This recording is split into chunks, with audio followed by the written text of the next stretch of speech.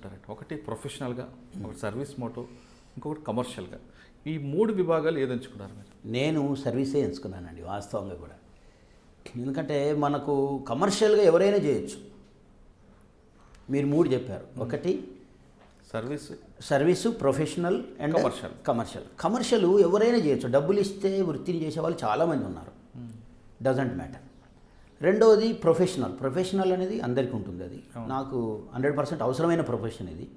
ఇక రెండవ సర్వీస్ ఏదైతుందో సర్వీస్తో చేసే వాళ్ళే అరుదుగా ఉంటారు. నేను చాలామంది అడ్వకేట్లను చూశాను, చెప్తూ విన్నాను, వాళ్ళతో ఇంటరాక్ట్ అయ్యాను నేను.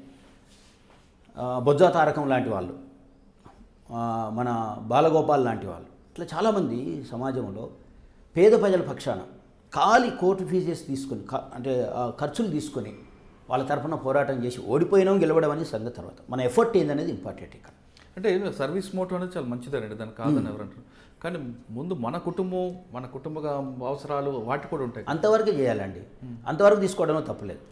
అంటే రాగానే కొంతమంది ఎట్లున్నదంటే ఒక ఫైల్ చూడగానే ఒక 5 లక్షలు అక్కడ పెట్టిపో అనే వాళ్ళు ఉన్నారు, ₹1,00,000 అక్కడ పెట్టిపోయాలని.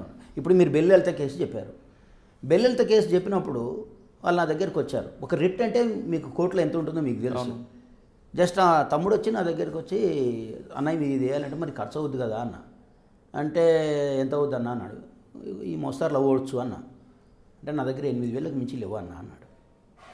నేను చెప్పాను సార్ ఖర్చులే ఉంటాయి కదా, అదే నేను జిరాక్సులు, ప్రింటింగ్, టైపింగ్, టాపింగ్ ఇవన్నీ ఉంటాయి. నేను ఫస్ట్ అయితే ఇది కానివ్వు, ఎందుకంటే మనం ఫస్ట్ కేసు ఇప్పుడు అక్కడ మనం ఇంట్రెస్ట్ని ప్రొటెస్ట్ చేయాలి. డబ్బు అనే సంగతి తర్వాత. నా దగ్గర ఉన్నాయా నీ దగ్గర ఉన్నాయా అనే విషయం వేరు. ఫస్ట్ సమాజాన్ని మీరన్న పీపుల్స్ ఇంట్రెస్ట్ని మనం సేవ్ చేయాలి. కాబట్టి కానివ్వండి అని చెప్పేసి దాన్ని చేసేసినాం. సో ఇక్కడ ఏంటంటే మినిమం నీడ్ ఒకటి ఉంటుందండి, విలాసం ఒకటి ఉంటుంది. మినిమం నీడ్ అనేటటువంటిది తీరాలంటే కామన్గా మనం ప్రొఫెషన్ ఎంచుకోవచ్చు, దాంట్లో పనిచేస్తాం, అంతవరకు ఓకే. కానీ ఇది ఉంటేనే చేస్తాం అనేటటువంటి దాంట్లోకి నేను వెళ్ళను. వాళ్ళు ఎంత ఇచ్చినా మినిమం ఖర్చులు తీసుకొని ఏ కేసు అయినా సరే పేద ప్రజల పక్షాన్ని నిలబడడానికి నేను డిసైడ్ అయినా. మనం వెల్లుల్లి గారి కేసు నుంచి వెళ్ళే ముందు ఒకసారి మీ ప్రొఫెషన్లో మీరు బడుగు బలహీన వర్గాల వాళ్ళకే ఎక్కువ సపోర్ట్ చేస్తున్నారు, అగ్రవర్ణాల పక్కన కొంచెం ఆగ్రహంగా ఉంటారు కదర్ కృష్ణ గారు అనేది వాళ్ళు. లేదండి అగ్రవర్ణాలకు నేను వ్యతిరేకం కాదు, ఎక్కడ కాదు. నాకు చాలామంది ఫ్రెండ్స్ ఉన్నారు, రెడ్లు ఫ్రెండ్స్ ఉన్నారు, బ్రాహ్మణులు ఫ్రెండ్స్ ఉన్నారు, నాతో ఇంటరాక్ట్ అవుతుంటారు, రెగ్యులర్గా కలిసి ఉంటారు, మా ఇంటికి వస్తారు, నేను వాళ్ళ ఇంటికి వెళ్తాను. ఇంతెందుకండి ఇటీవల కాలంలో నేను ఒక బుక్ రాసిన.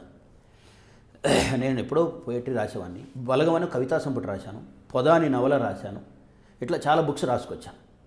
బహుజన అని ఒక బుక్ రాశాను. ఇటీవల కాలంలో రీసెంట్గా సత్ కవిత